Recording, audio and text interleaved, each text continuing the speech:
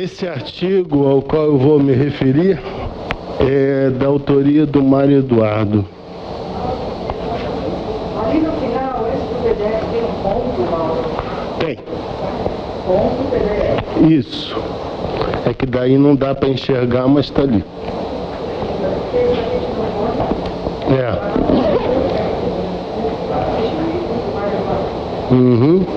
Chama Crise da Psiquiatria Centrada no Diagnóstico, e o tema é longo, então... A crise da psiquiatria centrada no diagnóstico.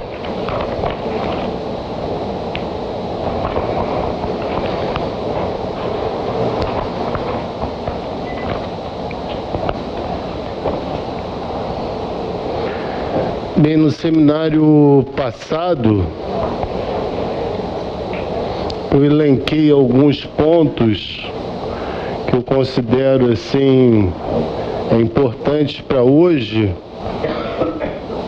poder retomar a neurose obsessiva. Dentre esses 4 pontos, o primeiro ao qual eu me referi tem a ver com poder retomar, simbolizar uma certa depreciação e até uma avaliação bastante crítica que circula no meio analítico em relação à neurose obsessiva. Depreciação essa responsável por boa parte dos fracassos terapêuticos de muitos dos analistas que se voltam para o tratamento desses sujeitos. Porque tendem a confundir as manifestações mais extemporâneas, mais teatrais, como sendo a evidência de um quadro de neurose obsessiva. E tendem a intervir sobre essas manifestações de uma forma muito grosseira, exatamente se valendo de uma crítica elementar que, de certa forma, regula a relação e até mesmo a apreciação das pessoas nas comunidades analíticas. Então, esse era o primeiro ponto.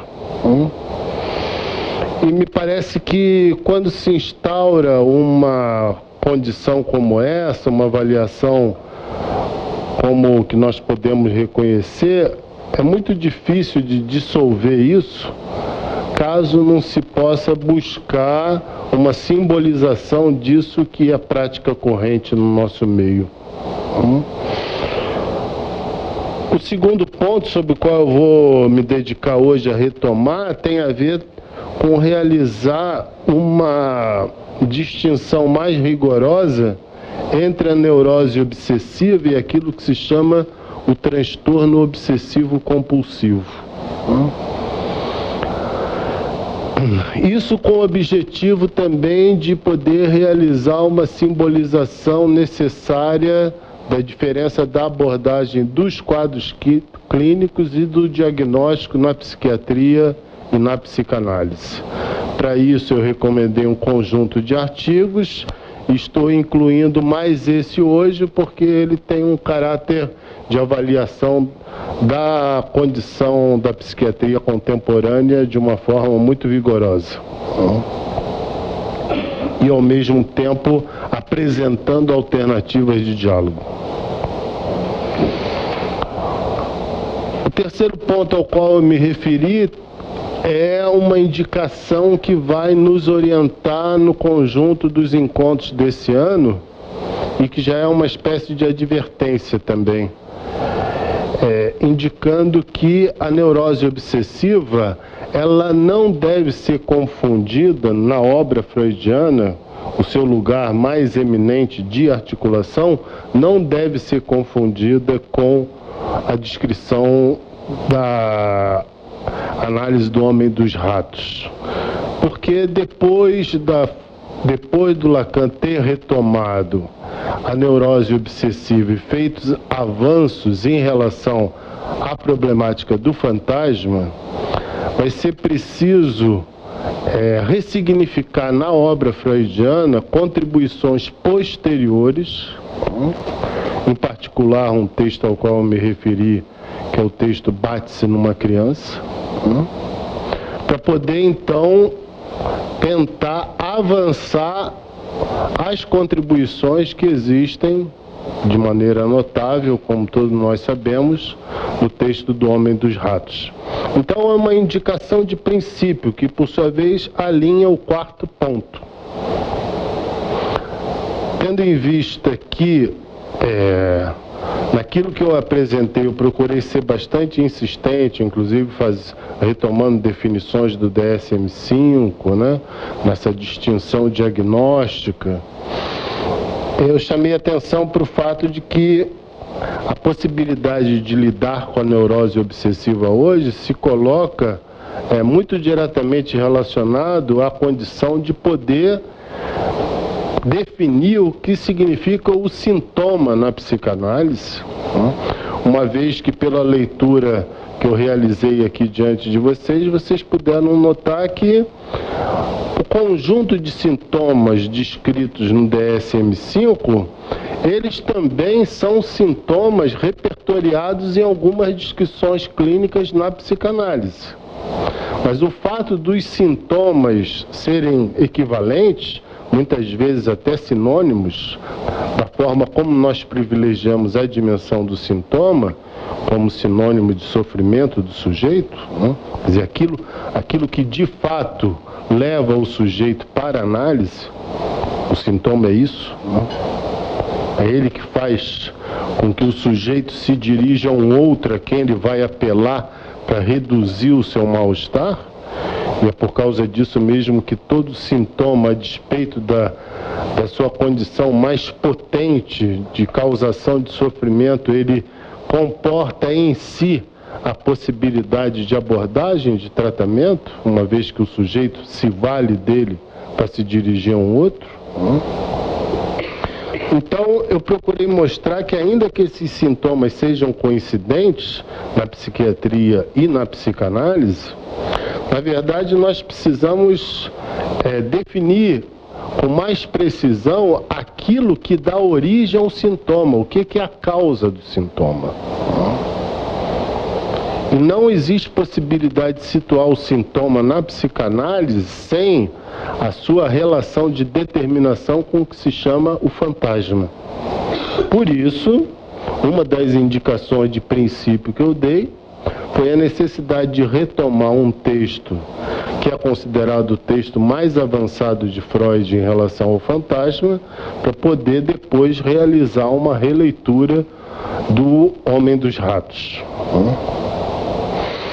Também a título de sintoma, seja na psiquiatria, seja na psicanálise, é notório que em ambos os campos existe um elemento que foi destacado como elemento privilegiado. Por exemplo, todos que já leram Neurose Obsessiva no texto freudiano puderam notar que Freud dá grande ênfase ao fator delirante presente nos pensamentos obsessivos. O obsessivo, diferentemente da histérica, é um sujeito suscetível à atividade delirante. Também na psiquiatria, os pensamentos delirantes foram elencados como os elementos decisivos para caracterizar esse quadro. Por isso mesmo, é preciso que, desde a neurose obsessiva, nós tenhamos condições de entender o que é um delírio na neurose.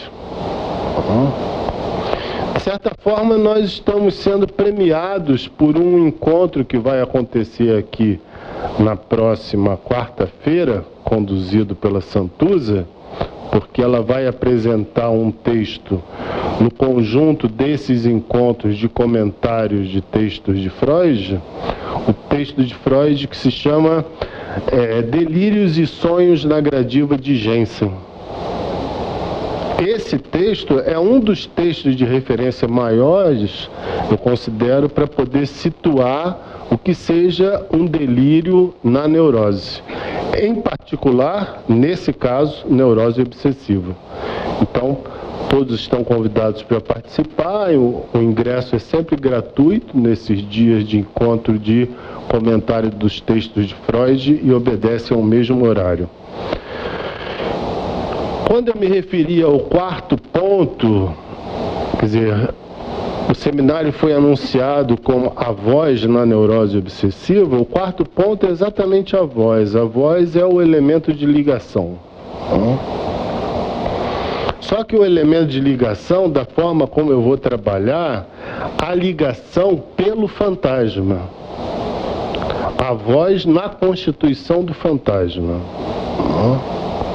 Notem, isso vai mudar um pouco o nosso rumo habitual de reflexão. Por quê? O fantasma foi sempre apresentado na sua dimensão escópica. Lacan privilegiou o olhar como sendo a zona dominante presente em todos os fantasmas humanos. Todos seriam organizados pelo olhar. Ou seja, é a fixação de uma cena. Por isso que o texto Bate-se numa criança, ele é nesse sentido emblemático, porque ele é a fixação de uma cena. Lacan se vale durante muito tempo desse texto de Freud. É certo que existe essa dominância do olhar no fantasma, na constituição do fantasma.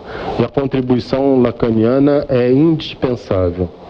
Mas é certo também que Lacan falou sobre a presença da voz em relação ao fantasma. Só que ele não desenvolveu da forma como ele desenvolveu em relação ao olhar. Isso é um trabalho que ficou para ser levado adiante. E é exatamente esse trabalho que eu vou procurar conduzir com vocês. De que forma a voz organiza o fantasma. Já tive possibilidade de comentar isso aqui, no sentido da voz comandar o olhar a partir do nascimento do sujeito, em que o bebê humano, escutando a voz, ele vira e olha para a direção em que veio a voz. E isso é típico na nossa experiência cotidiana. Uma voz faz com que nós desloquemos o campo da visão. Se na nossa experiência cotidiana isso está presente, significa que também na nossa Constituição isso é plenamente admissível.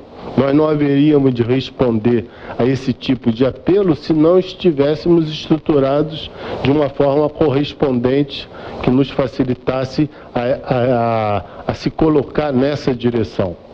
Só que para chegar a poder mostrar de que forma a voz está presente na constituição do fantasma e ainda qual é a relação entre o objeto olhar e o objeto voz na constituição do fantasma.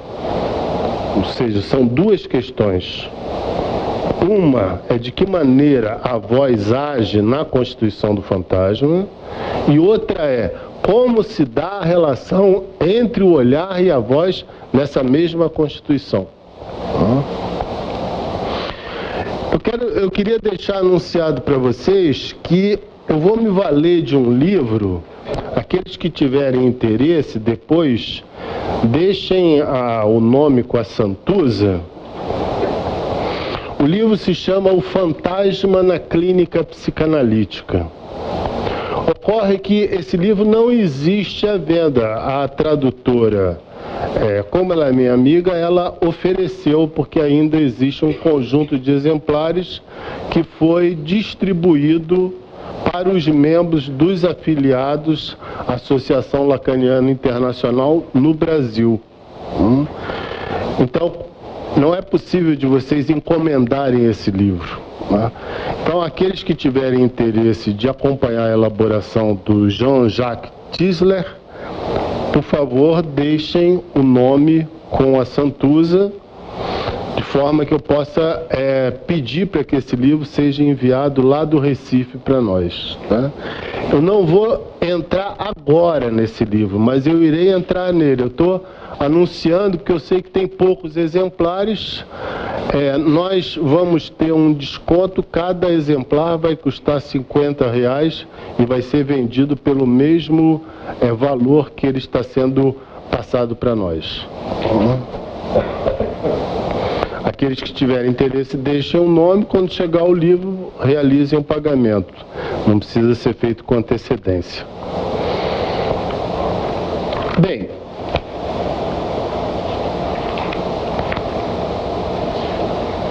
quando nós avançamos nessa direção, como eu estou colocando desde o início, de poder abordar a neurose obsessiva na sua diferença com o toque, isso recoloca as relações entre a psiquiatria e a psicanálise e nos interroga em relação ao tipo de manejo e de compreensão que nós temos sobre os sintomas na psicanálise, inclusive até o tipo de significante dos quais nós nos valemos para nomear algumas manifestações em relação à neurose obsessiva. Eu vou ser bastante insistente sobre esse aspecto, porque a neurose obsessiva é um desses quadros que recebeu um apoio muito grandioso dos avanços da psicofarmacologia. Então nós sabemos que hoje em dia existem possibilidades de intervenção psicofarmacológica em relação a alguns atos compulsivos que têm tudo para complicar a vida do sujeito. Mas entendam que realizar intervenção psicofarmacológica sobre uma manifestação sintomática não significa abordar a causa do sintoma segundo a psicanálise. Ela reduz a insistência repetitiva da causa, facilita o acesso do sujeito ao discurso analítico pela fala. Mas basta vocês retirarem essa medicação que a manifestação vai voltar, ou, como acontece muitas vezes, ela se desloca. Os sintomas se deslocam também para outras manifestações. E é de uma complexidade bastante avançada o entendimento dessa relação entre o que na psicanálise se apresenta como obsessão e compulsão, e o que na psiquiatria se apresenta como obsessão e compulsão. Obsessão está sempre em relação aos pensamentos. Compulsão sempre em relação aos atos. Mas vejam bem, por que isso é complexo? Porque eu posso ter um ato provocado por um pensamento. Então é um sujeito, por exemplo, que isso tem inúmeros exemplos no Homem dos Ratos. Ele tem determinadas atitudes que correspondem a determinados pensamentos. Ou seja, então aí nós temos um circuito de significação fechada, onde o significante engendra um ato. Isso é possível? Isso é possível. Mas nós temos atos compulsivos sem pensamentos em evidência. Ou seja, o sujeito não tem a clareza de que exista um pensamento que o comprometa, que o exija na realização insistente de um ato, e, no entanto, esse ato se produz com maior efeito de estranheza para ele. Aí nós estamos num outro circuito, onde inclusive o pensamento já não é mais na mesma acepção de pensamento consciente. Já se trata do pensamento no seu sentido inconsciente determinando um ato. E existe ainda uma terceira acepção, onde o ato se produz como ato, a ser investido significante neles. É aquilo que Lacan chamou do sintoma como real, ou seja, a coisa se manifesta, se repete. mas não tem nada diretamente relacionado com nada. Nem o sujeito sabe fazer a menor associação. Então, haverá de surgir uma construção para poder localizar o sentido desse ato. Então, são três acepções que estão em jogo. Essas três acepções, elas só são apreensíveis a partir da psicanálise. Porque se vocês se voltarem ao DSM-5, vocês vão ver que a acepção dominante é de que o pensamento produz o ato, ou seja, o circuito da significação elementar. O significante, na concepção deles, produz o significado no seu sentido de correspondência bionívoca. E se isso é colocado, se a neurose obsessiva nos traz hoje esse conjunto de dificuldades que nos interroga até que ponto nós nos orientamos por uma condição de poder explicitar os fundamentos da psicanálise, é certo que é preciso dizer que ao chamar a psiquiatria para esse diálogo pela neurose obsessiva, nós deveríamos ser um pouco ainda mais rigorosos do que essa apresentação inicial. Por quê? Porque não se trata hoje simplesmente de afirmar que aquilo que nós estamos fazendo seja de considerar o sujeito lá onde a psiquiatria não o admite, não o reconhece. Mas sim de poder mostrar as consequências daquilo que nós entendemos como sujeito da psicanálise e de que maneira nós podemos manejar a presença desse sujeito em sua diferença com a ciência, no sentido, entendam, eu estou deixando entrever a psiquiatria como uma ciência, mas ela não é uma ciência. Ela é o sonho dela se tornar científica. E é exatamente esse sonho dela que coloca vários problemas na relação da psiquiatria com a psicanálise. Por quê?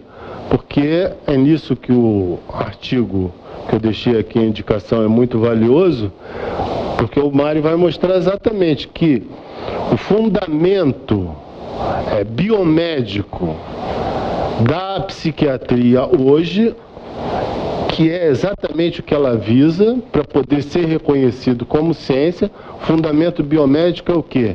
É poder ter todas as bases tangíveis, materiais, sustentáveis, reproduzíveis em relação àquilo que é a manifestação psicopatológica. Então, se há uma psicopatologia, isso tem que ser verificado nas imagens. E todo esse conjunto de procedimentos que existe à disposição hoje em dia. A virtude, a grande sacada desse artigo é que ele procura mostrar que se a psiquiatria avançar na direção de realizar esse sonho da ciência, ou seja, buscar um fundamento em qualquer um desses elementos que ela tem à disposição hoje, é a própria psicopatologia que desaparece. Porque se eu posso ver numa neuroimagem uma alteração do funcionamento em função de uma patologia da qual o sujeito padece, não significa que aquele funcionamento é vivido pelo sujeito como a disfunção ali que está colocada na imagem ou na variação dos gráficos. O fato subjetivo é inerente à psicopatologia. Então, toda a questão para a psiquiatria hoje é saber como vai resolver esse impasse. E o problema não é nem um pouco pequeno, porque em 2013, quando o DSM-5 foi lançado, a maior autoridade dos Estados Unidos, que é exatamente um instituto de pesquisa de saúde mental, desautorizou o DSM-5 como uma obra científica. Foi um longo artigo na Nature, onde o diretor desse instituto afirma que a psiquiatria só haverá de se tornar científica quando ela atender esses critérios que hoje em dia regulam, por exemplo, a medicina. E o que se pretende com isso, quando se diz que o sonho de transformar a psiquiatria numa ciência, o modelo que os americanos, em particular esse diretor, insiste para que a psiquiatria avance, é de tomar como modelo a oncologia. Se você quer se transformar em ciência, enquanto a atividade psiquiátrica, é preciso ter a oncologia como referência. Por quê? Porque ali você tem todo o substrato, ali você tem toda a possibilidade de ver, de medir, de diagnosticar, administrar. Então você tem o fato empírico com toda a sua potência. A diferença é que, como eu disse antes, a possibilidade de esclarecer a existência de alguma alteração através das imagens não significa que o sujeito viva aquilo da forma como é mostrado nesses documentos que são hoje em dia acessíveis a qualquer um em termos de realização de diagnóstico. Então é um problema bastante sério, que eu estou dando várias referências de artigos, porque não é o meu objetivo entrar nessa querela, mas eu também não tenho como entrar nesse assunto sem tocar essa questão. E essa questão nos importa por quê? Porque na medida em que nós privilegiamos a dimensão do sujeito como a dimensão que nos importa, ou seja, enquanto essa condição que atualiza o inconsciente e o desejo sexual,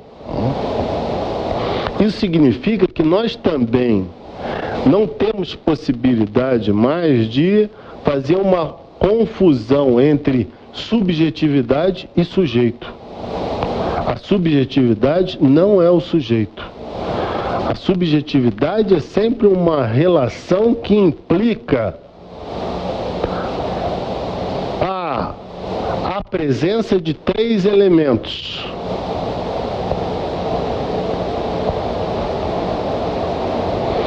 Quando é que você tem subjetividade? Quando você tem intersubjetividade. E quando você tem intersubjetividade? Exatamente quando você tem 2 pessoas em diálogo corrente pelo discurso comum e que tem possibilidade de entrar num tipo de relação minimamente organizado por uma coerência do sentido que permite que o diálogo se mantenha como possível. Esse terceiro, evidentemente, é a discursividade que circula entre os dois. Quando se tem sujeito do inconsciente, não se trata mais de subjetividade nem de intersubjetividade. A referência do sujeito é sempre a linguagem, é sempre a cadeia significante. E essa noção de sujeito, ela vem se opor exatamente à noção de indivíduo. Porque um dos sinônimos dessa noção de indivíduo é aquele que não se divide. Esse é o indivíduo. Enquanto que o sujeito já é apresentado como dividido. Ele é dividido como? Ele é dividido pelos próprios significantes que dão sustentação à cadeia da linguagem. Por isso que vocês nunca vão encontrar a possibilidade de uma definição de acordo com aquilo que vocês buscam, se valendo de um único termo. Bem, se é assim, se o sujeito é apresentado dessa maneira, ele não foi apresentado dessa maneira a qualquer momento. Isso tem a ver, esse advento da ciência, esse advento da ciência que permitiu que a psicanálise pudesse qualificar o estatuto do sujeito no seu campo como um sujeito dividido, tem também um nascimento. Isso é datável. Isso é datável a partir do nascimento da ciência moderna. Isso é datável a partir do nascimento da filosofia e da ciência modernas. Por quê? Porque é no nascimento da ciência moderna que o homem vai se separar dos deuses, vai passar a orientar a sua existência em função das suas próprias decisões. Lacan se vale exaustivamente de um dos autores, para aqueles que tiverem interesse de se informar sobre isso, que se chama Alexandre Poiré, num livro clássico dele que tem como título do mundo fechado ao universo infinito. É um historiador da ciência que deu uma grande contribuição para a história da ciência moderna, tanto quanto para o pensamento lacaniano. Bom, e por que se pode dizer que tanto a filosofia moderna, considerando aí Descartes, quanto o nascimento da ciência moderna, são os fundamentos para a explicação ou para a localização do sujeito tal como ele se encontra na psicanálise? Não apenas nós não acreditamos mais nos deuses na psicanálise, por isso a psicanálise não é uma magia, por isso há sempre uma relação tensionante e problemática que eu vou abordar hoje da psicanálise com a religião. E por outro lado, a filosofia moderna, que por Descartes vem apresentar esse aforismo fundamental que Lacan faz tantas releituras, o penso logo existo, esse aforismo ele tem toda a importância porque ele coloca em primeiro lugar a existência na condição de uma causação. Penso, logo existo. Então, se quiser abordar a existência, é preciso considerar a dimensão da causa. E é por causa disso mesmo que a dimensão da causa em psicanálise também vai ter toda a importância, enquanto seja a causa do desejo, seja a causa pelo significante. Em contrapartida, esse mesmo aforismo revela uma divisão do sujeito. Se ele é causado pelo pensamento, então a existência dela não se esgota em si mesmo, mas sim numa causa que é exterior a ela própria. Um dos textos aos quais eu vou me referir hoje, que é A Ciência e a Verdade, Lacan chega a colocar penso, logo existo, entre aspas, o logo existo. Por que ele coloca isso entre aspas? Porque a existência só é possível através daquilo que é falado. Então essas aspas, elas indicam essa condição de já ter sido falado antes. Quando avançamos nessa direção de buscar os fundamentos do sujeito que nós operamos na psicanálise, retomando o nascimento da ciência moderna e da filosofia moderna, nós podemos constatar que no advento da filosofia e da ciência modernas comparece um esvaziamento. O esvaziamento da relação com Deus. E um esvaziamento da noção de substância. O homem não é mais portado por qualidades divinas ou celestiais.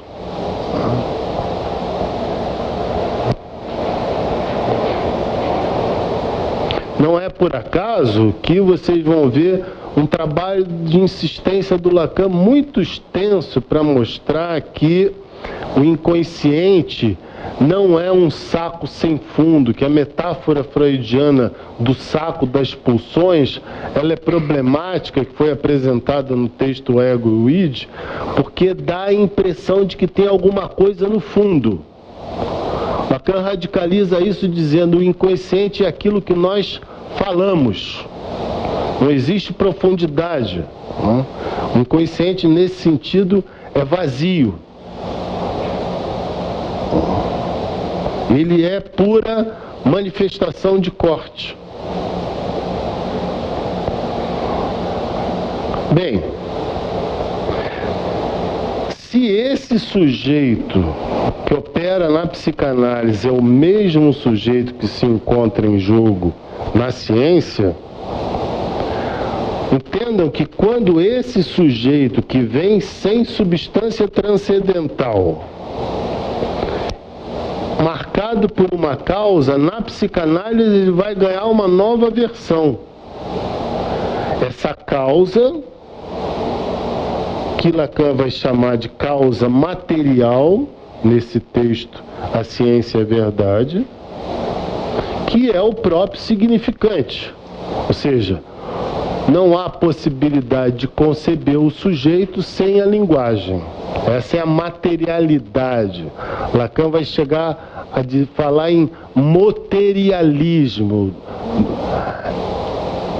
Quer dizer, a materialidade ser a palavra.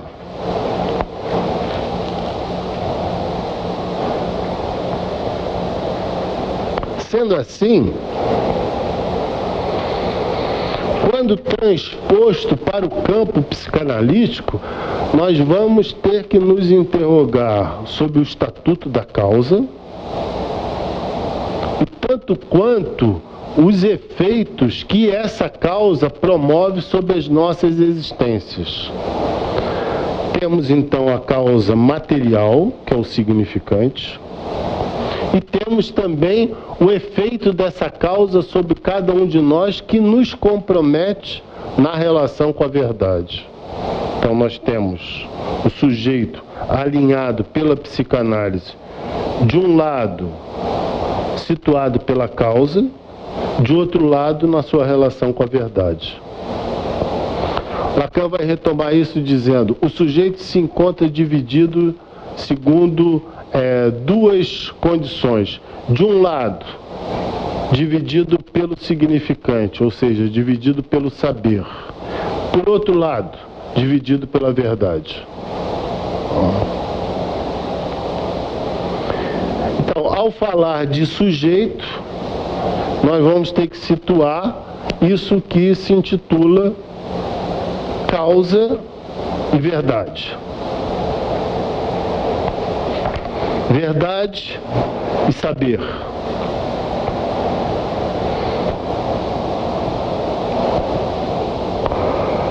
Se a estrutura de todo ser falante funciona nessas condições, quer dizer, se a psicanálise verdadeiramente ela é capaz de sustentar uma solidez da sua efetividade, o que significa que nós haveríamos de poder recolher a relação com o saber e com a verdade em diferentes campos, isso só se modalizaria de forma distinta, porque entendam que essa relação com o saber e com a verdade, ela vem numa decantação daquilo que é o nascimento da ciência moderna enquanto divisão do sujeito, separação dos deuses. Por um lado, saber, por outro lado, verdade. Se isso se sustenta, nós haveríamos de reencontrar nos diferentes campos de ação do homem. E, de fato, nós encontramos. Em se tratando, vou abordar os 3 tópicos que o Lacan se vale nesse texto Ciência e Verdade, para já entrar na neurose obsessiva de uma forma diferente. Vocês podem notar que eu estou entrando na neurose obsessiva de uma maneira que não é aquela, bom, a neurose obsessiva temos aqui no texto de Freud, ou tais mecanismos estão em jogo. Não é por aí que nós vamos caminhar. Nós até iremos abordar isso. Mas face à nossa atualidade, me parece indispensável um trabalho de retomada dessas consequências da psicanálise ser marcada pelo mesmo sujeito que opera na ciência. Por isso, nós vamos precisar começar a afirmar e explicar por que Lacan diz, quando ele elenca a ciência, o que ele vai dizer? Existe uma foraclusão do sujeito. Ele vai trabalhar nesse texto. Magia, religião e ciência. Para a ciência ele vai dizer foraclusão do sujeito. E o que ele quer dizer como foraclusão do sujeito? O que ele está dizendo é que não há possibilidade de inclusão do sujeito nesse estatuto ao qual eu me referi, que é de reconhecer uma causação pelo significante e uma relação com a verdade, enquanto verdade sexual. Então está fora de operação essa condição na ciência. É sim ou não o que nós recolhemos na relação da psiquiatria com a psicanálise hoje? É certo que sim. Os 3 textos que eu indiquei do Márcio para vocês tratam exatamente disso. O problema é que, ainda que o meu amigo tivesse certo em relação a essa tese, porque ela é sustentável no Lacan, é preciso hoje indicar um outro ponto que não foi indicado por ele. Por quê? Leiam A Ciência e a Verdade e vocês vão poder notar que é o primeiro e o único lugar onde Lacan vai falar da foraclusão de uma forma diferente.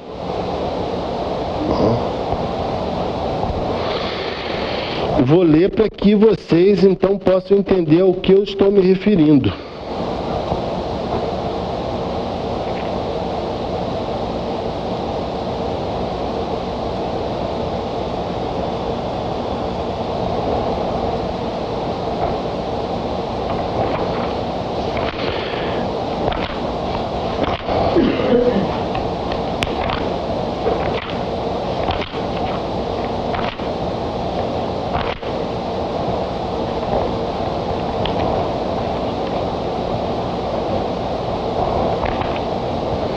Ele diz o seguinte, página 889. Aliás, eu quero retificar aqui uma informação que eu dei errada no seminário passado. Eu falei com toda a convicção daquele que é errado achando que está certo. Eu disse, o texto, a psicanálise verdadeira e a falsa se encontra nos outros escritos. Está errado, se encontra nos escritos. Não, ao contrário, errei de novo. Ainda não me convenci que eu me esqueci desse negócio. Bem, ele vai dizer o seguinte. Ele vai dizer, a ciência com a causa, ela não quer saber de nada disso. Com a causa, não quer saber de nada disso. A ciência não quer saber da causa. Da causa no sentido daquilo que nós privilegiamos enquanto causação sexual. Ele diz, sem dúvida, o que dissemos da relação da foraclusão com a psicose, especialmente com a foraclusão do nome do pai, vem aí opor-se aparentemente a essa tentativa de demarcação estrutural. Então ele começa a nuançar a foraclusão. Ele começa a dizer, bom, ao que parece, aquilo que eu defini como foraclusão se contrapõe a essa afirmação que eu estou fazendo. Mas ele vai continuar. Aquilo que de fato é responsável pelo estágio terminal da ciência é uma paranoia bem-sucedida. Não foi por acaso que ele se interessou tanto na contribuição, e alguns de seus discípulos ainda mais, se interessaram tanto pela contribuição de alguns filósofos matemáticos, notadamente marcados por crises psicóticas. Mas entendam, se a foraclusão, e eu peço que vocês se detenham nessa página para que depois vocês possam me dizer se essa leitura que vocês estão escutando trazer hoje, se ela não é sustentável. Porque se há foraclusão do nome do Pai, ou seja, se não há lugar para subjetivação, ou seja, se não há possibilidade de considerar causação sexual, como é que vai ser apresentado em seguida nesse texto, 3 linhas abaixo, ele vai dizer que a tarefa da psicanálise é a reintrodução do nome do Pai na consideração científica. Se fosse essa foraclusão tal como foi articulada no texto que sucede ao seminário 3, não existe você recolocar um significante lá onde ele não está. Então, essa aproximação, ele faz uma nuance aqui, ele introduz uma nova condição da foraclusão.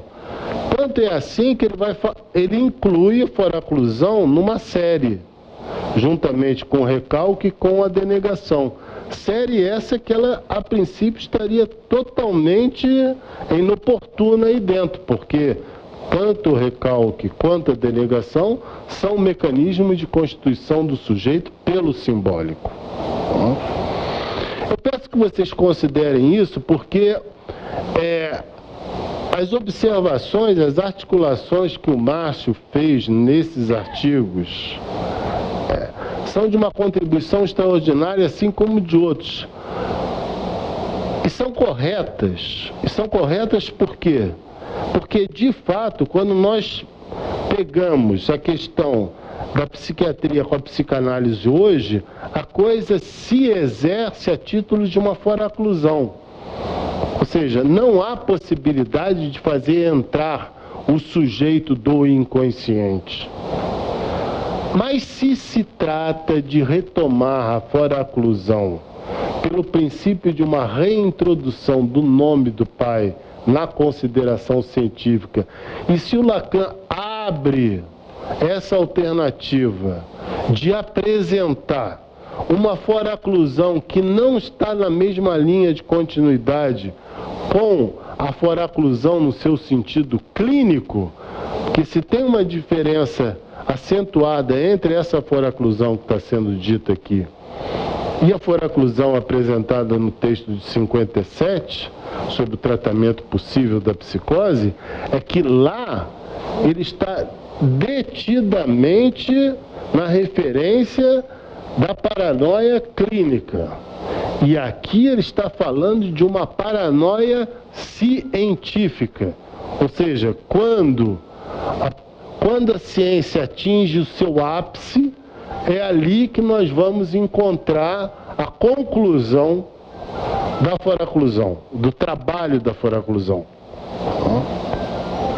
Eu peço para que vocês retomem isso exatamente para que nós possamos redimensionar essas contribuições e que muitas vezes, como eu disse no início, nós não temos esse mesmo tipo de objeção em relação às manifestações do obsessivo no conjunto dos agrupamentos analíticos? Temos. Da mesma maneira, nós temos uma apreensão reduzida do significado maior da ciência para nós hoje. E a possibilidade de modificar isso significa colocar outros referenciais de dentro da própria obra que nos permitam estabelecer uma interlocução que artigos como esse permitem realizar. Por quê? Porque um dos pontos altos desse artigo do Mário tem a ver com ele mostrar, bom, o trabalho que está sendo, se a psiquiatria for, se ela se decidir com toda prontidão a seguir a orientação desse psiquiatra responsável do Instituto de Saúde Mental norte-americano, ou seja, retirar o fato psicopatológico da psiquiatria e assentar as bases da psiquiatria na medicina, isso é a foraclusão. Não existe mais possibilidade do fato psicopatológico, entendam? Psicopatológico constar como tal. Vão servir só os exames de imagem, os elementos que se repetem, as coisas que são verificáveis.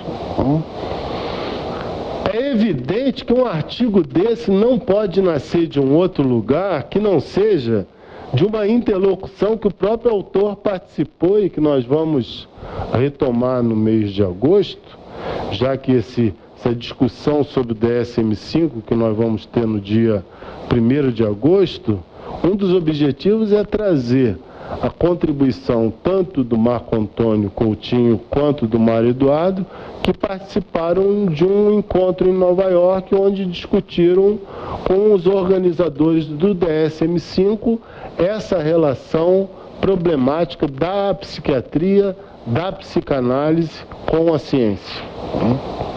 Então, de maneira mais extensa, nós vamos retomar isso lá adiante também. Bom, então eu peço que nós comecemos a considerar que é preciso nuançar algumas afirmações para poder entender até onde nós temos condições de avançar na relação com a ciência e, consequentemente, as contribuições que nós temos a trazer para os casos de toque, os chamados toques que, quando diagnosticados como tais, eles são imediatamente referidos a uma indicação psicofarmacológica. Além das manifestações mais eminentes, nós vamos tratar aqui, nós vamos retratar, porque eu já tratei disso aqui num seminário sobre a própria neurose obsessiva, vamos retomar como abordar os tiques que vêm pela neurose obsessiva. Existem medicações para tique também, né? Mas, curiosamente, existe uma particularidade nos tiques que vem pela neurose obsessiva, que vem como efeito da neurose obsessiva, que são inteiramente diferentes de outras manifestações de tique em outros casos clínicos. É uma situação clínica extremamente difícil, mas que nem por isso nós haveremos de deixar de retomar a significação dos tiques. Houveram psicanalistas, um deles foi o Sandor Rado, que foi discípulo do Freud, e que escreveu um belo livro sobre os tiques pela psicanálise. Vamos retomar também esse clássico na ocasião. Bom, mas eu dizia que quando nós nos orientamos por essa relação com a verdade sexual e o significante referido ao saber enquanto responsável pela divisão do sujeito, tudo isso no campo da fala e da linguagem, ou seja, propriamente no domínio da nossa experiência clínica, se isso é possível de ser sustentado dessa forma, porque o sujeito ali não se encontra presente, e se ele não se encontra presente na consideração científica, ele vai ser simplesmente apresentado segundo um conjunto de sintomas que o definem, e conjunto de sintomas esses que vão ser abordados com intervenção psicofarmacológica de maneira a reduzir o sofrimento, aí não temos sujeito nenhum, porque eu não preciso pedir maiores associações para poder fazer uma prescrição minimamente de acordo para aquele sintoma que se encontra mais em evidência, dependendo do tipo de experiência que eu tenha com quadros mais problemáticos. Quando nós nos valemos desse mesmo quadro e vamos em direção diretamente à religião, eu mencionei no seminário passado que é impossível, seguindo a tradição freudiana, realizar um seminário ou um curso sobre neurose obsessiva sem incluir a problemática da religião. Todos vocês sabem que Freud afirmou que o cristianismo é a religião obsessiva universal. E que ele mesmo escreveu também um texto célebre que se chama Atos Obsessivos e Práticas Religiosas, onde ele mostra que o fundamento das práticas religiosas, no sentido dos rituais, o fundamento para o entendimento disso só é possível extraindo o ensinamento da neurose obsessiva. Por isso que também, naquela ocasião, eu disse que nunca ninguém havia avançado tanto no campo da religião quanto Freud em relação a outros que se detiveram a ela. O que Lacan coloca ao apresentar a dimensão do sujeito e da causa na sua relação com a religião? A primeira coisa que ele vai dizer é que é impossível abordar a religião sem se valer dos mecanismos constitutivos dos quais Freud se valeu para definir a religião. Os mecanismos a título do sujeito, aquilo que está mais em evidência, que foi até objeto da pergunta da Célia, nós temos dois mecanismos em ação na neurose obsessiva em plena potência.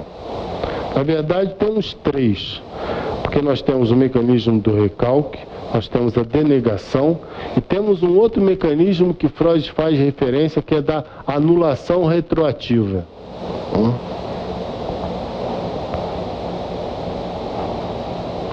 A anulação retroativa é uma espécie de demissão do sujeito. Ele mesmo nega que aquilo que ele apresentou como decisivo para situar a sua existência não tem tanta importância assim, depois de ter sido revelado que tem. Ele anula retroativamente. É uma forma de tentar se desimplicar. E disse também que há um outro aspecto da neurose obsessiva que eu vou procurar articular a partir da relação do recalque com a denegação, a presença de atos perversos. É curioso porque os analistas que tiveram e têm mais experiência com a neurose obsessiva, todos eles reconhecem esse tipo de manifestação típica em alguns obsessivos de atos perversos. Entendendo que atos perversos não significa somente o conjunto de práticas ditas desviantes. Os atos perversos são aqueles momentos em que o sujeito decide o sentido do seu ato sem a implicação de nenhum outro junto a ele. Então é quando ele se separa do outro, ele suspende a presença do outro. Ele toma decisões onde ele não quer saber o que vai dar, só interessa que ele faça o que ele está afim. E para isso ele coloca tudo em causa. Se ele tiver que romper o tratamento, ele rompe. Se ele tiver que romper a relação, ele rompe. Se ele tiver que se separar de um ente querido, ele se separa. Então, são esses atos em que o sujeito suspende a presença do outro e, consequentemente, ainda não tem qualquer tipo de consideração sobre os efeitos de seu ato em relação aos seus próximos. É o momento em que o sujeito praticamente se torna refratário ao discurso analítico. São momentos bastante difíceis numa análise.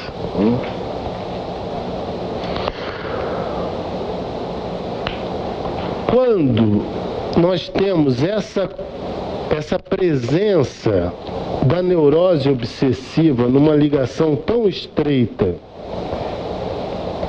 com a religião, e esse me parece que é o ponto que Freud não avançou, porque uma coisa é aproximar neurose obsessiva indicando que pelo cristianismo nós temos a realização acabada dela. Outra coisa é fazer como Lacan faz nesse texto, em que ele procura mostrar que o que está em jogo na religião, retomando a questão da causa e da verdade, é que o sujeito entrega a causa do seu desejo para Deus. Então, Deus é o responsável.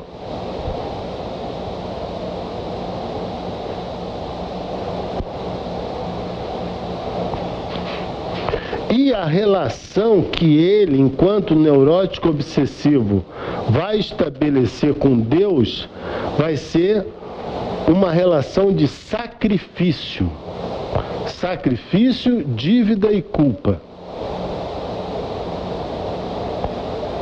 Isso tudo só é inteligível a partir do momento em que o sujeito entrega a causa do seu desejo para Deus. Seria muito redutor assinalar que essa entrega da causa do desejo a Deus se realiza tão somente nesses depoimentos em que o sujeito, acreditando no destino, tudo que acontece com ele considera que tenha sido Deus o responsável e que, portanto, para ele só basta consentir. Não, isso é a primeira camada. Porque quando se faz isso, quando se entrega a causa do desejo para Deus, paga-se por isso. Você contrai uma dívida. Afinal de contas, é o outro que está responsável por você. Então você entrou numa relação de dívida. Mas você só entrou numa relação de dívida porque você abdicou do teu desejo. Quando você abdica do teu desejo, é quando advém a culpa. É uma definição canônica que o Lacan apresenta no Seminário da Ética. Só é culpado aquele que cedeu de seu próprio desejo. Então, eu entrego a causa do desejo para Deus. Nisso eu estou, ao mesmo tempo, endividado e culpado.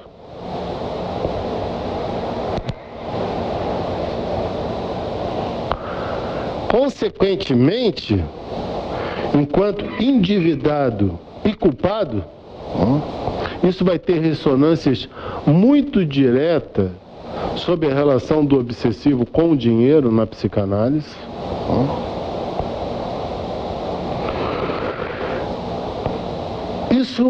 Isso vai ter que nos levar a esclarecer também o que significa essa palavra sacrifício.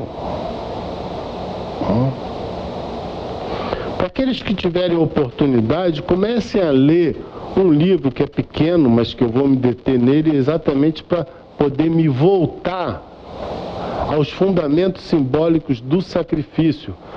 O livro se chama Sobre o Sacrifício. O autor é o Marcel Mauss, M-A-U-S-S. Depois desse livro, ele escreveu um outro tratado sobre antropologia e sociologia, onde ele retoma as teses sobre o sacrifício. Porque se há alguma coisa bem rasteiramente entendida por nós, é isso do que significa o sacrifício. Nós temos, em geral, uma imagem deformada de que o sacrifício é alguma coisa muito dolorosa. Não, o sacrifício é alguma coisa muito gozosa. Só que essa coisa gozosa, ela não vem como, ai, como eu estou gozando de me sacrificar. Ela vem presente muito tipicamente no discurso do obsessivo. Você pergunta para ele, você gostou? Gostei, mas olha, foi difícil, viu? Tem sempre um mas, olha. Ele nunca entra direto com a realização dele.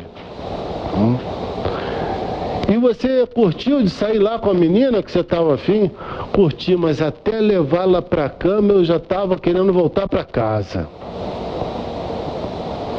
Tem sempre um mas.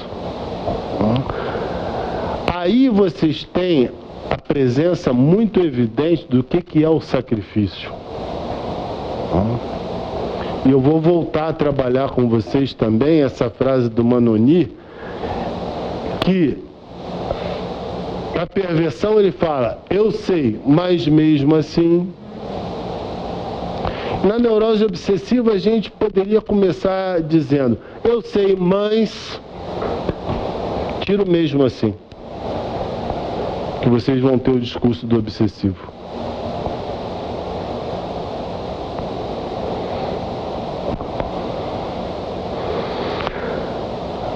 Essa relação sacrificial, ela é da maior importância para o nosso campo de experiência, por quê? Porque é exatamente esse laço transferencial que o obsessivo nos convida a realizar. Entendam que se o Lacan retoma essa dimensão da neurose obsessiva pela religião, a partir desse texto Ciência e Verdade, e ele vai retomar nesse outro texto que eu indiquei a leitura para vocês, que é a introdução à edição dos escritos em alemão. Lá ele retoma a neurose obsessiva e retoma a ciência também. Tem toda a importância para nós essa condição em que, ao abordar a neurose obsessiva, nós podemos nos valer da religião, mas destacando esse caráter sacrificial. Por quê?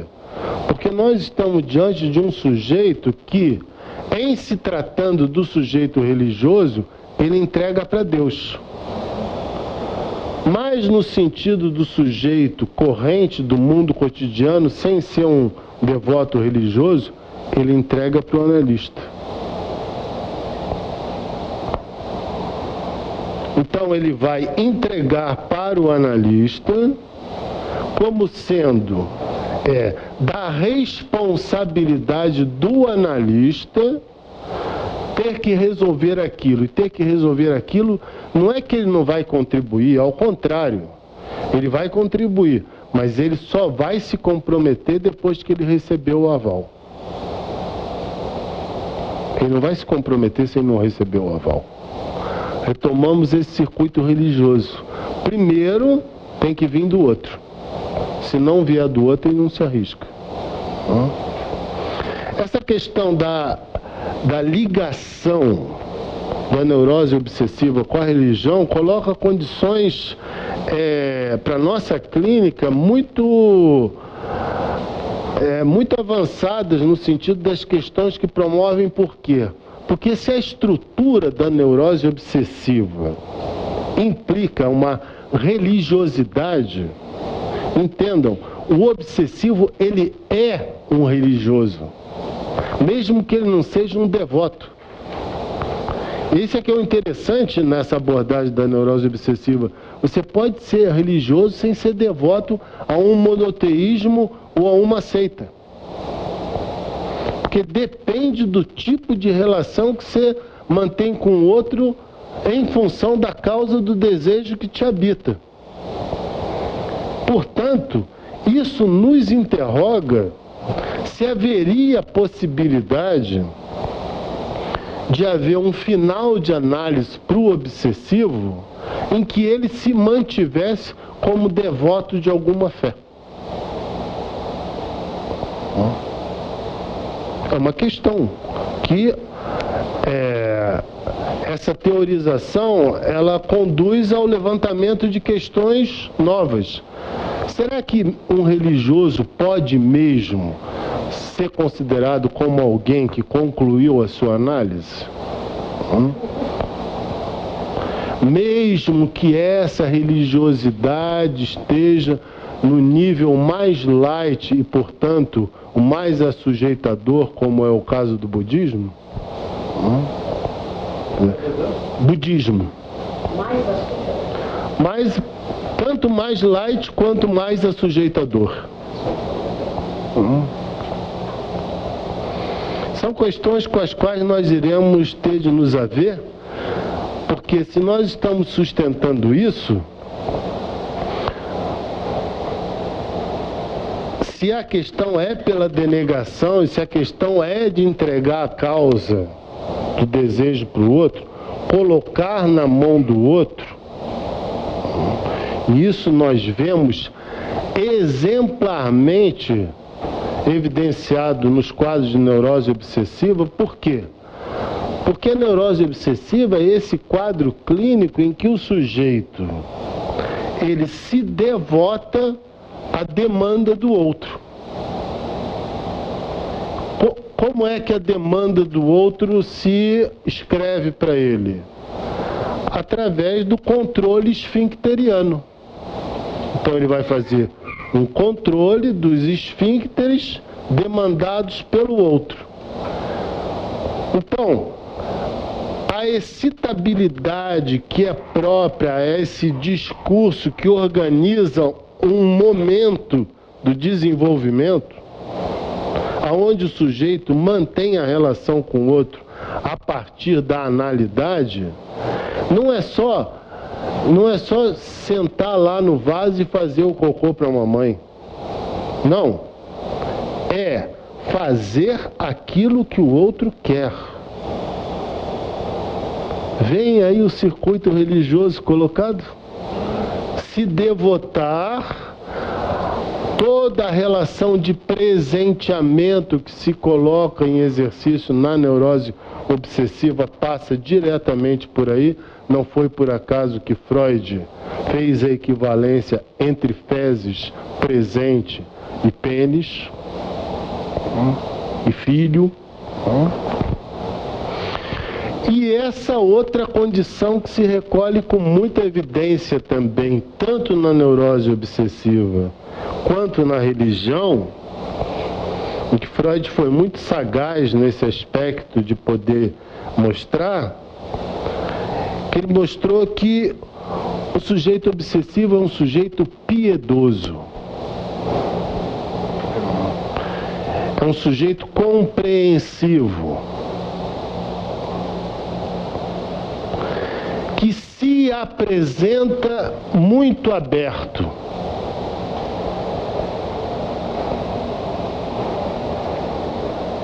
Desde que ele não seja comprometido a ter que se comprometer com as causas que ele anuncia que defende.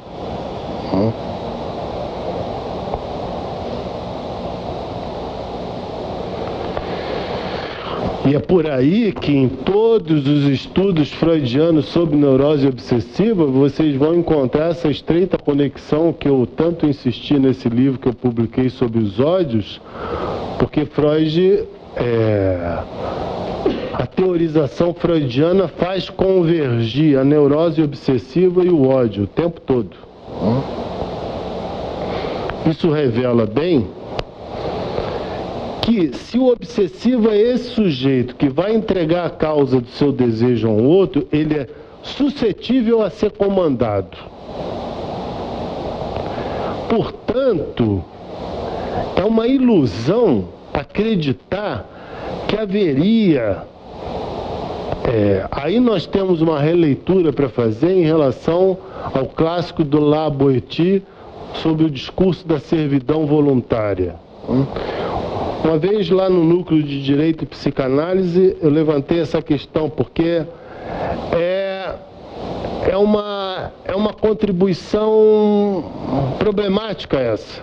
Acreditar que existe uma servidão voluntária. Não existe servidão voluntária sem causação. E se tem alguma coisa que o neurótico obsessivo nos revela, é que exatamente essa causação à servidão, ela é gozosa na medida em que o desimplica do seu desejo. Mas mais além disso, o identifica com aquele que é o servo ideal. Digamos, fala-se muito, né, do obsessivo, e ele próprio se define dessa maneira. Ele é pau para toda obra. Pode contar com ele para qualquer coisa. Não tem limite para nada. Desde que seja para atender ao outro, ele está aí mesmo. E aí nós podemos nos perguntar, mas por que Katsu o cara quer se devotar tanto ao outro? É porque é assim que ele anula o desejo do outro. Ele identifica o desejo do outro com a demanda. E ele produz objetos para isso. Produz sempre coisas muito interessantes para isso. A mulher quer saber de fazer uma viagem lá para o Ceará, mas aí ele traz uma viagem 5 estrelas para Nova York. Mas ela não pediu para ir para o Ceará, ela pediu para ir para Nova York. E ele vai fazer questão de mostrar que ir para o Ceará é muito melhor. Ir para Nova York é muito melhor. Vocês veem que eu estou confuso, né? Mas hoje eu trouxe as referências certas, viu, Zé? Ciência e verdade está nos escritos.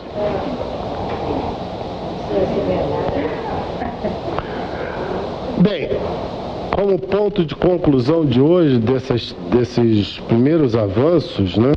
Retomando a neurose obsessiva pela religião, entendendo que para situar a religião desde a psicanálise é decisivo indicar o mecanismo do recalque, da denegação, mas fundamentalmente da causa do desejo em relação ao sacrifício,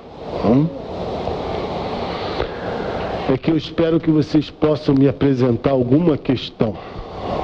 Se isso ressoa para vocês, assim, próxima à experiência que vocês têm na clínica, com esses sujeitos e as dificuldades que eles promovem.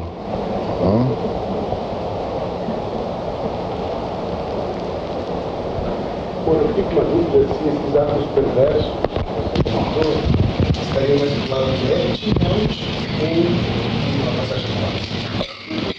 Isso é uma questão difícil, porque fundamentalmente o que o Rodrigo me pergunta é se o ato perverso estaria mais para o lado do acting out ou da passagem ao ato. Na verdade, o que a gente tem possibilidade de constatar, eu vou dar uma resposta enxuta, porque isso está na dependência de um esclarecimento sobre a relação do recalque com a denegação. Vamos partir do princípio que, acompanhando a elaboração lacaniana e também freudiana, a denegação é um elemento muito evidente no discurso do obsessivo. Você sabe que a denegação é o tipo do mecanismo que ele é uma forma de aceitação. Quando eu digo não é minha mãe, é porque eu incluo aquilo que é recalcado, que é o meu desejo incestuoso, no meu discurso. Se eu tenho essa possibilidade de negar e aceitar ao mesmo tempo, se eu tenho possibilidade de fazer com que aquilo desapareça pelo recalque, seja encoberto, e ao mesmo tempo retorne, seja admitido, isso cria uma espécie de prontidão no sujeito obsessivo para que ele acredite que praticamente ele tem possibilidade de reconstruir tudo. Então ele pode ter feito uma baita de uma besteira, mas se ele não consegue reconstruir com aquele a quem ele cometeu esse ato insensato, ele tenta reconstruir na cabeça dele mesmo. E muitas vezes você recolhe no discurso do obsessivo esse caráter delirante que Freud destacou, quando ele realiza a competência da ação desses dois mecanismos. Ou seja, que ele acredita que ele pode reformular uma realidade no campo das ideias. Então, o que haveria de ato perverso aí? O que seria perverso? Seria recusar a dimensão do ato, os efeitos nefastos que ele deixou, com que ele realizou. Ele minimiza isso. Entra em ação isso que eu falei da anulação retroativa. E ele acredita que ele vai ter uma solução para aquilo, mesmo já tendo causado o desastre. Se eu voltar lá e pedir desculpa para ela, você não acha que ela vai aceitar? Não, não vai. São momentos muito difíceis do manejo da análise, porque o analista não pode se furtar a responder. Entendam que são momentos decisivos, porque se o analista se furta a responder, ele permite que o mecanismo se solidifique. Que essa imagem, que essa ideia delirante de que a dimensão do ato tem uma dimensão da experiência que pode ser inteiramente recusada, que isso pode vigorar. Então, se o sujeito pergunta, você acha que eu posso voltar lá e pedir desculpa? Não. Não pode. Mas como não? Não, porque você fez. Ela disse que não quer mais te ver. Isso é problemático no tratamento do obsessivo, por quê? Porque ele entra em embate com o analista nessa hora. Ao invés de reconhecer que, de fato, existe uma impossibilidade, ele entra no confronto. São situações bem difíceis, mas que só são. Então, por que eu trouxe esse exemplo e o recalque e a denegação? Porque é muito difícil, só em função de cada experiência em particular, que você pode dizer, isso foi produzido em função de um acting out, porque essa questão estava sendo tratada. E o sujeito resolveu se precipitar para encontrar uma solução aonde ele não precisasse viver algumas angústias. Então ele se precipitou pelo acting out. Tem outras onde essa condição de evitar qualquer tipo de sensibilização da angústia é tão decisiva que isso nem passa no discurso, ele já vai direto para o ato.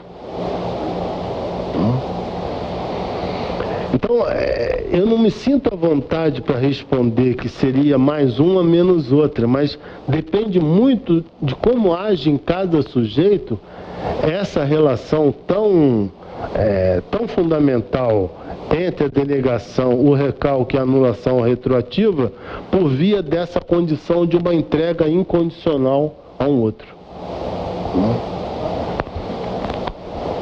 Primeiras damas. Diga.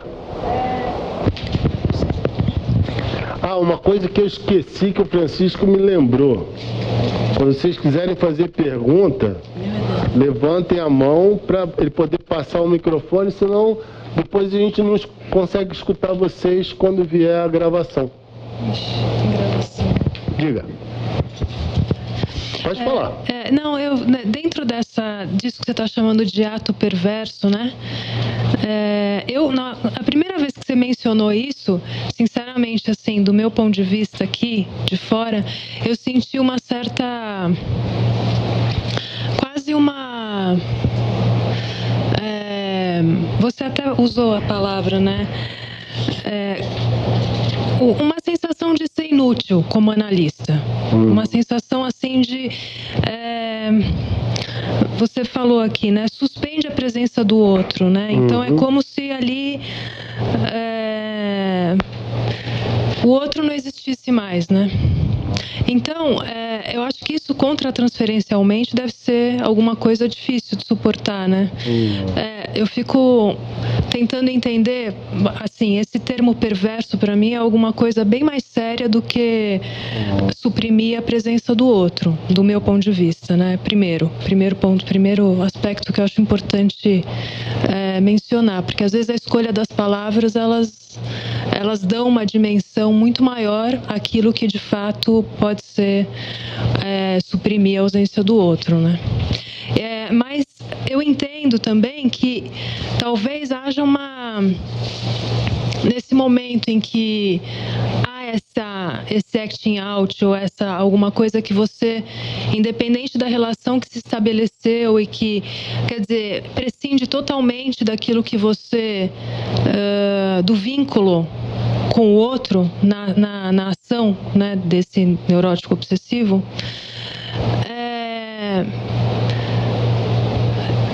será que não tem também pelo menos eu já senti isso, né, assim, na clínica, a sensação de não estar conseguindo, dele se sentir não compreendido. Vamos passar para o Oswaldo, que eu vou recolher as perguntas e respondo. Essa sensação de não conseguir captar mesmo o que está acontecendo ali. Depois a Grace. Bom, eu vou falar de 3 coisas, mas não é muita coisa. Uma é uma curiosidade, mas que é uma coisa que está longe de ser banal. Que eu assisti um programa de televisão, que era um documentário, num programa tipo Discovery Channel, que provava, em que eram apresentadas provas de imagem que um sujeito, numa experiência, estava vivendo uma vida passada. E que as imagens foram feitas na vigência dessa vivência e que a leitura das imagens dizia que a área do cérebro que estava mais irrigada na vigência da experiência era a área da memória e não a área da atenção. E isso significava que o sujeito estava numa reminiscência e havia uma prova radiológica disso. Quer dizer, eu acho que isso não é banal, porque isso pode soar para muitas pessoas como uma evidência muito sólida de que existem formas de provar cientificamente que as vidas passadas existem. Isso, para adicionar um pouco ao que você falou da questão da ciência. A outra coisa é uma observação, já que você perguntou se na clínica nós observamos algumas das coisas que você trouxe, imediatamente me veio à mente uma pessoa que eu atendo e que atualmente é a única que eu poderia dizer que é uma obsessiva. E eu diria que é rara a sessão em que ela não me pergunta, depois de alguma coisa que ela percebe, mas então o que é que eu faço? Quase em toda a sessão. Isso muito na linha do que você está dizendo, do obsessivo a serviço, entregando seu desejo para o outro, né? E a terceira coisa é uma pergunta que diz respeito à questão da causalidade psíquica. Você fala de 3 condições nas quais se dão os atos obsessivos. Uma em que há um pensamento consciente que resulta num ato obsessivo, uma em que há o pensamento, mas ele é um pensamento inconsciente e o ato se realiza, e a terceira condição seria que o ato vem sem mais nem menos e que o pensamento vem depois como que para justificar o ato. E você falou que é o real que se apresenta. Então, a pergunta que eu tenho pode me ajudar a entender melhor a natureza do real, que para mim é um grande desafio ainda, né? Que como é que fica a questão da causalidade psíquica Ou que papel o real teria na causalidade psíquica? Porque não há um pensamento consciente e não há um pensamento inconsciente, é o ato pelo ato, como se não houvesse causa e como se a explicação causal fosse posterior. Essa é a questão do real e a causalidade psíquica que eu gostaria de entender. Grace.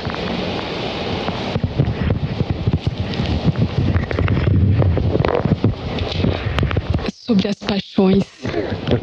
Eu queria saber se um neurótico obsessivo apaixonado não potencializa o seu sacrifício.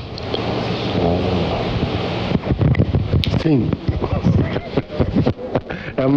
É mais imediata para ser respondida. Alguma outra pergunta que eu vou recolher as questões para depois concluir. Célia.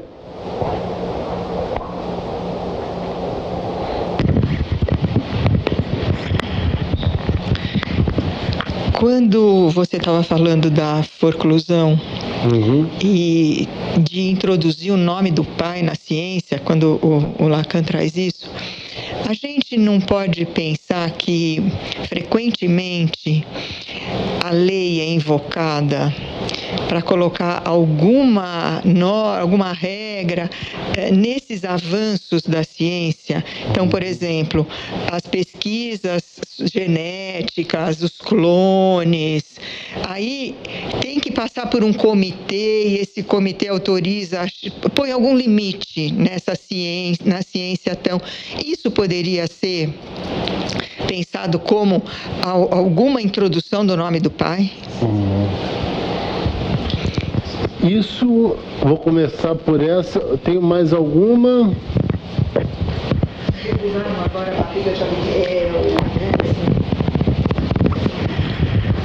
Quando há decadência do nome do pai, decadência do simbólico, o recurso disponível que nós contamos na nossa civilização é o direito.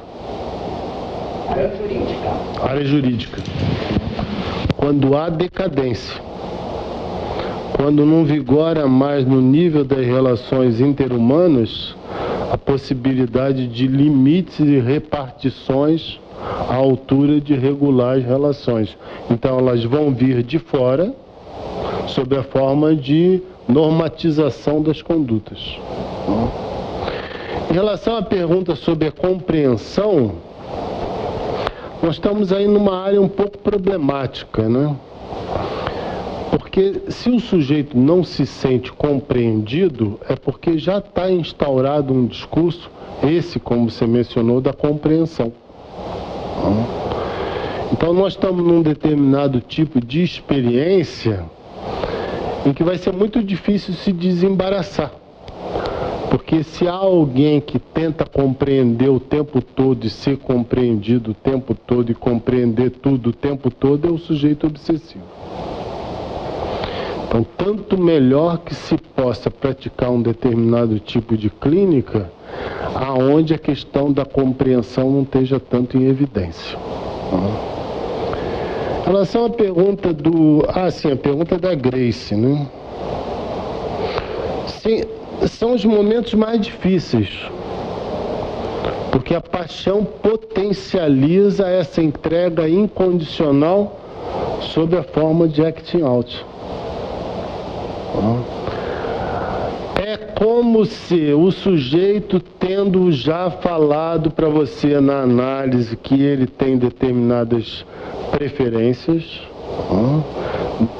determinadas tendências, que se justificaria dele tomar atitudes extraordinárias que não tem nenhuma relação mais estreita com aquilo que são os elementos do discurso dele.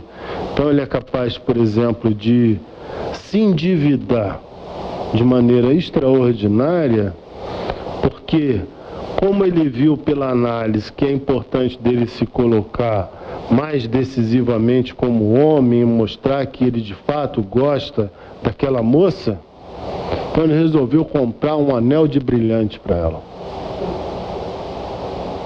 Mas ele te leva para o buraco junto, sabe como é que é? Aqui pela análise eu reconheci, então vamos nessa pro buraco. Só que uma coisa não tem nada a ver com outra. O fato dele se colocar como homem e reconhecer isso a partir da análise dele, se comprometendo junto a uma mulher, não tem nada a ver com ele se endividar para dar um anel de brilhante. E aí nós estamos num ponto ético muito importante. Por quê? Porque o limite que o analista coloca não tem a ver porque ele deu um anel de brilhante. Isso é um limite familiar, do senso comum, do mercado. O que nos interessa é que, na verdade, ele não tem condição de bancar um anel de brilhante. E que qualquer atitude nessa direção compromete numa dívida que o reenvia ao sintoma. Isso é difícil com o neurótico obsessivo, porque em geral são sujeitos muito suscetíveis a determinados valores em vigor na cultura, principalmente valores que fazem eco à cultura do espetáculo, e que é muito importante que o psicanalista tenha uma posição decidida de fato das suas intervenções, não terem qualquer ranço de vamos fazer mais economia, dá um anel de prata, não dá de brilhante, sabe? Não é nada por aí. Bom, em relação à pergunta do Oswaldo sobre o real, né? O que é o real? É isso que surge repetitivamente e enigmaticamente para o sujeito. O sujeito não sabe porquê, mas de repente ele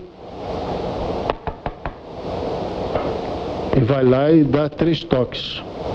E ele começa isso. Você tenta levantar. A partir de quando isso começou? A partir de uma situação extremamente banal, dali você não tira nada. Mas uma coisa é certa. Existe uma relação do real com o simbólico, e aqui está um tratamento diferenciado na psiquiatria e na psicanálise. Esse real que irrompe, causando um mal-estar para o sujeito de forma repetitiva e às vezes muito dolorosa e acentuada, né? O tratamento psicofarmacológico vai ser o quê? Reduzir. E às vezes até permitir que isso desapareça. Enquanto que, pelo lado da psicanálise, há a possibilidade do real emergir sem ligação com o simbólico. É claro que esses 3 elementos se ligam, real, simbólico e imaginário. Vamos pegar o real no seu sentido mais bruto, que são as catástrofes da natureza. Isso é o real.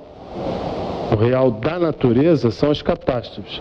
Então, quando vem uma catástrofe, você está lá no meio de um tsunami, você não tem como, você não foi avisado daquilo, você estava no meio de uma estrada, aquilo veio e te pegou. Depois, você vai colocar significante sobre aquilo, você vai simbolizar sobre aquilo. Você vai conectar simbólico com o real para compartilhar com um outro semelhante pelo imaginário. A mesmíssima coisa pode ser feita numa análise. Determinadas manifestações sintomáticas que surgem, que não tem qualquer contextualização histórica, mas que é possível do sujeito inventar, e para isso a análise se presta, ele inventa, a partir de algo que se aproxima, um sentido para aquilo. E nisso, a potência daquilo começa a reduzir. E muitas vezes até, isso reduz de uma tal forma que já não é mais objeto da queixa dele. A pergunta que você me fez me lembrou muito de uma experiência que eu tinha na sala de espera do meu analista. Tinha um sujeito lá que tinha um tique, né? Eu entrava na sala de espera, ele estava sempre bem em frente assim à porta. E ele mexia para tudo quanto é lado. E eu notava que de tempos em tempos o tique mudava. Ele suspendia. Uma vez eu entrei, eu cumprimentei ele, mas era um tique que ele estava fazendo. Mas depois de um tempo, de um bom tempo, né? Anos, eu encontrava ele e eu notava que ele já não tinha mais a mesma exacerbação do tique. É claro que você conversando com ele, você notava que era um sujeito que se remexia de vez em quando, puxava a camisa, ajeitava o pescoço, mas nada de tão extraordinário quanto levantar, né, para um lado e para o outro. Não, dá para conviver, arrumar namorada, assim.